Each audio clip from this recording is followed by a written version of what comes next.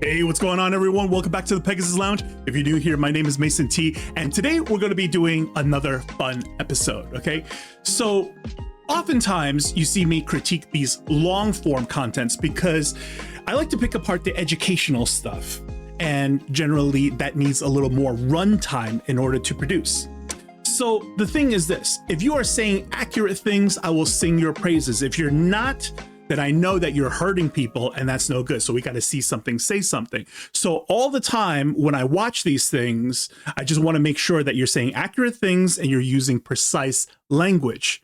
But that doesn't mean that this kind of silliness doesn't also spill over to the YouTube Shorts section. So today we're going to be watching a whole bunch of short form content, and then you'll see exactly what I'm talking about. Now, full disclosure, I am not a fan of Gary Vee. And the reason is Gary positions himself in all of this business wisdom, but most of the time, all you ever hear out of his mouth is hustle culture. Because it's really easy to tell people to get into the hustle stuff because this is where people begin. This is where people don't know any better. And this is where people find their initial sanctuary.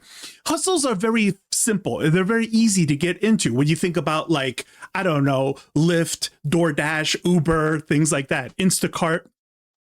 So in the beginning, the stuff that they tell you are absolutely true because they're too simple to be a lie. It's the problem that occurs when they try to keep you in this area. Because once you're starting to see, wow, this is a grind, it's endless repetition, there's no end in sight. Yes, I quit my job. I don't have to answer to a boss anymore, but I'm still getting job-like results, if not less. How do I get better results? And many of these people don't know how to do that. What's even worse is that some of these people who do know how to do this is not sharing how they do it because it's easier to just keep you in the hustle culture. So this particular video is from J Ride Flips, and he invokes Gary Vee over here. And look, Gary knows that your most precious resource is time, and he's about to give you a real piece of junk advice that is obviously a time vacuum. Listen to what he says, and then I think it's even funnier that J Ride Flip is going to use this clip of all clips. I think anybody making under $100,000 a year that is deeply unhappy should quit and garage sale 52 weeks a year. Goodwill, garage sales, eBay, easy 100,000. Then Monday through Friday, you come home from your job and you list these items on eBay. Then on your lunch breaks or right before you go to sleep, you're going to look up on YouTube how to start selling on eBay. Shouldn't you look up how to start selling on eBay before you start listing them on your lunch breaks? So you could just see how lazy the content is because, guys, it's not even about being a reseller anymore. It's just that it's so much easier to be a content creator and pump out this stuff and you can do it and then put out things that, look, did you even proofread your work before you put this out here? You're going to come across accounts like Daily Refinement. Oh, yeah, Osborne Daily Refinement. Thrift, J Ride Flips, Commonwealth Picker. These guys and gals are going to teach you how to look for items and how to list them so you can start. You should also spend some time in the comment area because there's a lot of people who don't have platforms like myself, but clearly know better and will tell you the truth of what's happening. So even though most of the time we are fine people, we are nice people to each other, we want to be polite to each other, that we want to participate in polite society, but at the same time, we got to be honest with each other, right? So here's the thing. You're going to see this stuff come off as hate comments, and your knee-jerk reaction is ignore the haters. But what I'm challenging you guys today is when you read some of these comments, does it really sound like hate? Or does it sound more like truth? For example, this one over here. Saturation is when 20 resellers are waiting until the store opens at 8 a.m. And watch what happens in the rest of this clip. Making money on eBay. Then you'll start to build up your inventory and really start to get sales from those garage Look how sales. fast these And ladies now are you're going walking. to be able to go to thrift stores every single. Somebody even almost knocked the camera out of his hand. This is what saturation looks like. And do you really want to put yourself in this area? Look, I understand getting into reselling when you try to build up that initial bankroll. But once you have that capital, what do we do with it afterwards? It cannot be an endless grind. That's not what business is, because if you're going to start a business, you're not supposed to just get job-like results. Or why take on this much risk? Well, just so that you don't have to answer to a boss anymore. Okay, that's good, but you still need more than this because we're worried about retirement and other things. So the next video over here is a bit of satire, but the problem with satire is what? There's truth to satire, and that's what makes it funny. Here's exactly what you want to do if you want to be an average reseller. Overpay for these toys at an estate sale, hold on to them for 12 months, and then sell them at 30% off just to get them out of your store. Tape up your box, print your shipping label, and ask yourself why you even resell when you made $5.53 in one day. A little bit of satire, of course. If you're a reseller, you get it. Everybody's had days like this before. If you're not a reseller, you should be. It's awesome. Hope you have a great day. If you're not a reseller, you should be. It's awesome. After that presentation, like, how did we just go from A to B so quickly, you know?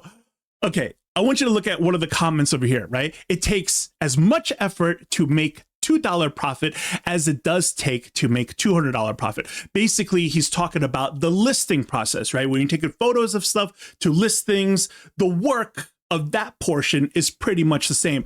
And in a lot of cases, that can definitely be true. So the next creator I want to show you guys is Jay Hustles. This store is practically giving away money. Let me show you how. So I'm in the Target toy section right now, and this Twister Air toy is on sale for $6.59. It's going on Amazon for $29.95 right now. What I'm going to do is take all of these toy products, go home, relabel them, and send them straight to Amazon so they can deal with all the customer service and orders. All I have to do is really just wait for my profits. If you want more Amazon selling game, make sure to follow down below.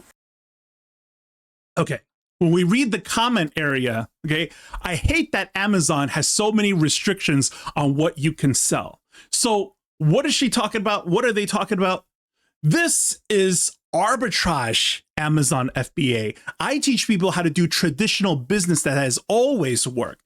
This stuff is constantly being cracked down because large distributors, Nike, Under Armour, like whatever the brand is already partnered with Amazon, and they don't need your help to piggyback off of their listings and fight them for sales, right? And they certainly don't like it when you start trying to sell things below the manufactured advertised prices.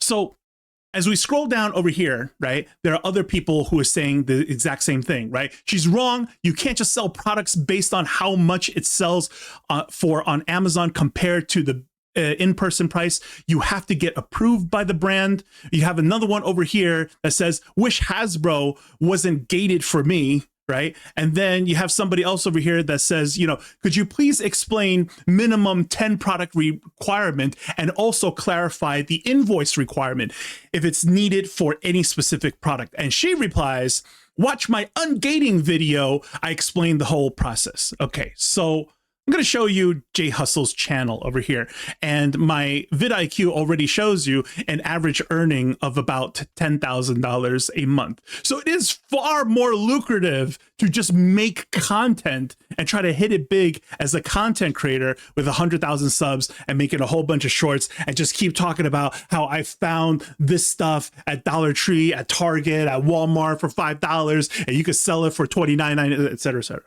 Okay, so this is the video here on Amazon Ungated, how you go from gated to ungated.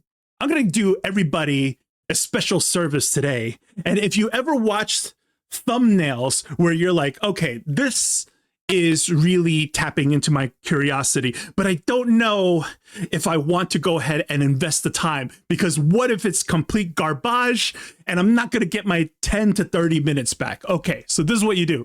You right click over here and then you click copy link address. Then you go to a website such as this one, which is called youtube-to-transcript.com. All right. And then you paste it in over here and then you get the free transcript, wait for this thing to load. Then you click copy and then bring up your favorite language model. It could be ChatGPT. It could be Gemini, Grok, doesn't matter. And then you could use things like TLDR, too long didn't read, please summarize. You can see over here, I put, please summarize this video. I didn't write this, just to let my ChatGPT know that this is not my personal work. And then it will spit out what the summary is. And the summary is incredibly accurate. You'll be surprised. Okay, so give it a chance. So basically, the creator's core claim is Amazon doesn't trust you until you have sales history, right? So the beginners get denied because they apply too early, send bad documents, or don't follow instructions exactly. Okay, so basically the process is that you should start selling on Amazon the categories that you are ungated for. Yes, it's going to be boring in the beginning, but you're trying to earn trust, et cetera, et cetera. But then eventually, Amazon is going to auto approve you for certain things or ask you for an invoice from a wholesaler. And in those times, you're going to have to try to get in contact with a wholesaler or something. Okay, so what if you can't, right? Well, essentially, it's like this. If Amazon denies you, you just reapply again and again under new cases until you get a different rep or a bot that says yes. So just go with the busted method. You know what I mean? We're just going to physically try to spam our way in. That is the business model. That is the business wisdom. And that's what happens when you follow hustle culture. For our next creator here, you heard what JFlip recommend. You want to follow daily refinement. Bam! Daily refinement right here, okay? And I want you to listen to what daily refinement has to say. And it's pretty damning. So what do I actually need to do to start a resale company? So all the information on what to do with the reselling is already out there on the internet for free.